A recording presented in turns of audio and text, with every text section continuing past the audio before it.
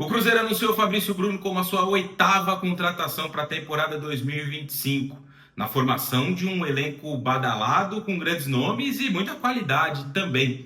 A expectativa é alta para entender como esse Cruzeiro pode funcionar na temporada 2025 nas mãos de Fernando Diniz. E nesse vídeo a gente vai dar uma olhada para o panorama tático do time, entender o elenco, carências, posições, características, enfim, como pode jogar o Cruzeiro nessa temporada. Na tela, então, a gente tem uma base do elenco do Cruzeiro para essa temporada, com possíveis contratações ainda, e, claro, a inserção de alguns garotos da base, que nesse momento estão jogando a Copinha, e a gente vai entender mais adiante qual vai ser o destino de cada um deles, né? Quais serão incorporados ao elenco do Diniz, quais serão emprestados para ganhar um pouco mais de rodagem, quais permanecerão nas categorias de base. Então é difícil traçar um panorama falando sobre os jogadores mais jovens. Mas do que o Cruzeiro tem nas mãos hoje, a gente tem aqui na tela e dá para entender um pouco como pode funcionar esse time. Bom, primeiro falando sobre os reforços aqui do Cruzeiro, foram 8 para essa temporada. Fabrício Bruno e o Fagner para o sistema defensivo, além do Villalba, que teve seu vínculo estendido para essa temporada. No setor de meio campo, o Cruzeiro trouxe para a função ali de volante, né? O Christian, que veio do Atlético Paranaense na última temporada e garantiu a manutenção do Lucas Silva também, estendeu o vínculo desse jogador.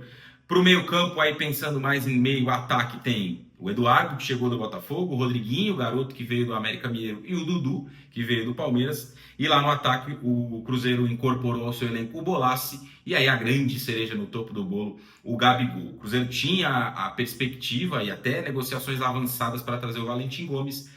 O Cruzeiro, nesse momento, desistiu do negócio. Pode ser que ele avance daqui a alguns dias, mas nesse momento, a informação de hoje, dia que eu estou gravando esse vídeo aqui, logo depois do anúncio, a chegada do Fabrício Bruno, é de que o Valentim Gomes não vem mais. E a gente vai começar exatamente pelo sistema defensivo. A chegada do Valentim Gomes poderia sim significar um ganho muito grande para o Cruzeiro em alguns aspectos, né? É um zagueiro com muita capacidade de construção de jogo, um zagueiro canhoto, joga pelo lado esquerdo, muita capacidade de construção e também muita velocidade nas retomadas, pensando em um time que vai jogar com a defesa lá em cima, como é a característica dos trabalhos do Diniz. Pensando nisso, o Fabrício Bruno, obviamente, será um titular, um zagueiro muito rápido, também cumpre essa característica, né, de um bom jogador para retomada. Não é a saída de bola, assim, a maior característica, a melhor característica do Fabrício Bruno, mas ele cumpre bem esse papel de um zagueiro veloz para as retomadas.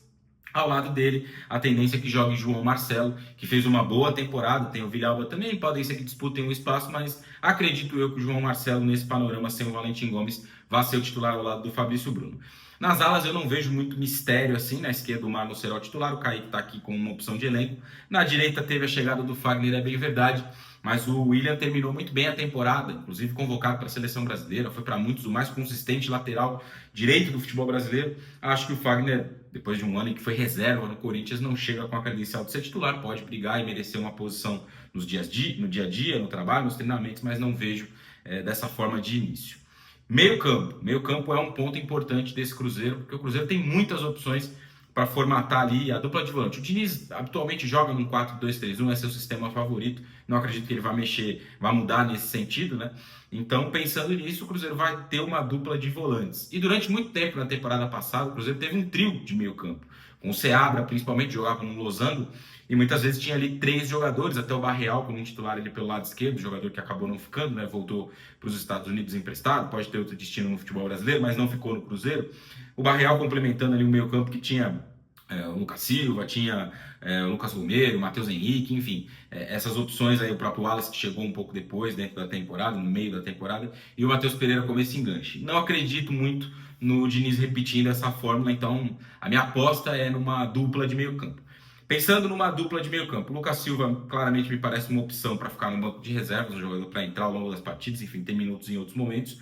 Matheus Henrique, acredito eu, vai ser um jogador muito importante nesse sentido, porque dos volantes é o que tem a melhor qualidade de passe, né? A capacidade de levar o time da defesa ao ataque. O Matheus Henrique tem muito bem essa característica.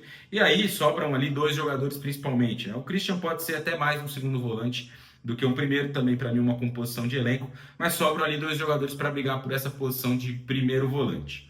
O Lucas Romero e também o Wallace. Jogavam juntos na temporada passada. Se a gente olhar para a final da Sul-Americana, por exemplo, eles jogaram juntos, lado a lado, e o Matheus Henrique jogou pelo lado, né, como esse meia que saía do lado e centralizava muitas vezes. Não era um ponta, mas o ponto de partida dele era pelo lado. Muito por uma carência do Cruzeiro nessa posição. O Cruzeiro tem investido bastante, não acredito eu mais que vai fazer esse tipo de compensação. Então aqui vai haver uma disputa entre o Lucas Romero e o Wallace para jogar ao lado do Matheus Henrique. Eu apostaria até no Wallace como um titular, um jogador de muita imposição física. O Lucas Romero também vai muito bem nessa posição de primeiro volante, mas eu apostaria no Wallace. Enfim, é uma dupla aí que vai disputar uma vaga no time titular. Esse meia mais central, obviamente, será o Matheus Pereira. O Eduardo está aqui para ilustrar que o Cruzeiro agora tem uma reposição para esse setor, mas vai ser uma opção no banco de reservas, pelo menos acredito eu, vai ser uma reposição no banco de reservas. E aí aqui tem uma questão importante para essa posição dos lados, né? O Cruzeiro tem o Dudu, que pode jogar tanto na direita quanto na esquerda. Inclusive, o melhor momento dele, na minha visão, no Palmeiras foi jogando pelo lado direito, nesse recorte mais recente com o Abel Ferreira, é claro. Lá atrás ele exerceu outras posições antes de sair e depois voltar. Mas ele foi muito bem como esse cara pelo lado direito, que abria bastante campo em vários momentos. O Marcos Rocha jogava numa faixa um pouco mais central, ele abria bastante campo, mas tinha a possibilidade de fazer as diagonais em direção ao gol, de ser um armador a mais. Eu acho que é basicamente essa função que ele vai exercer no Cruzeiro. Para o lado esquerdo, o Cruzeiro vai ter o Rodriguinho nesse primeiro momento, é um garoto jovem, né, que vem do América Mineiro.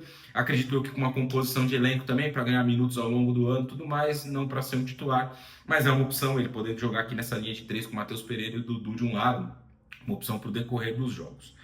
O Cruzeiro hoje não tem esse jogador de lado, esse ponta, esse driblador, jogador do 1 contra 1.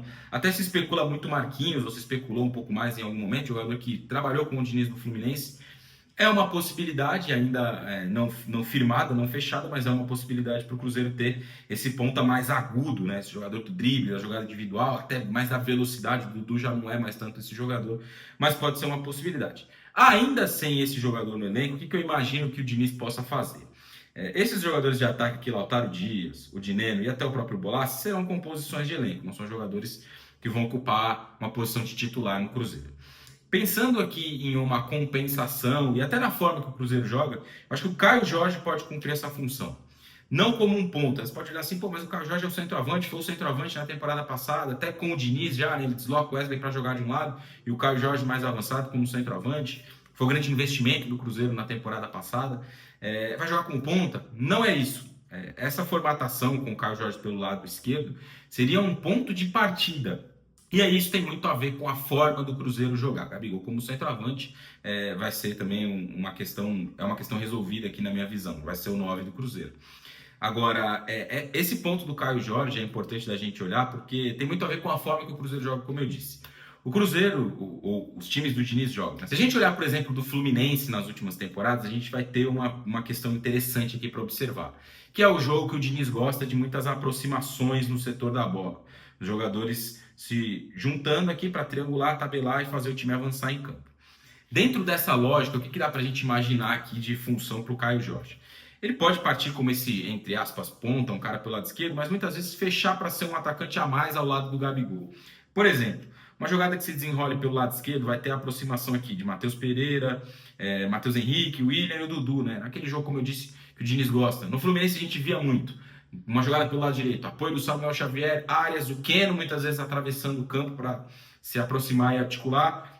Ganso como pêndulo, né, o cara que se mexe muito ali naquela faixa central, e o apoio de um dos volantes, né, o apoio podia ser do Martinelli, podia ser do Alexander, enfim, até do André em um momento ou outro, que era o volante de mais contenção, mas a gente via muito isso no jogo do Fluminense e do Diniz. Se a jogada se desenrolasse do outro lado, a mesma coisa, né, o apoio aqui do lateral esquerdo, podia ser o Marcelo ou o Diogo Barbosa, Matheus Pereira encostando, o Dudu podendo fazer também esse volume por aqui e um dos volantes aparecendo para jogar, enquanto o outro lateral passava do lado oposto. Então o Diniz trabalha muito, né, nesse jogo de aproximações do setor da bola.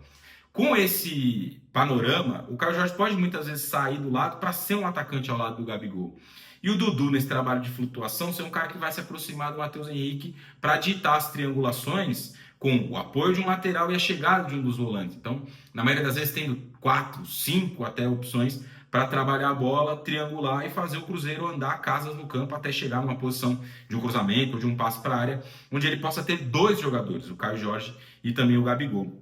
Eu enxergo muito o Cruzeiro jogando dessa forma na próxima temporada. E acredito que dentro desse jogo do Diniz, um atleta pode ser muito potencializado, o Dudu.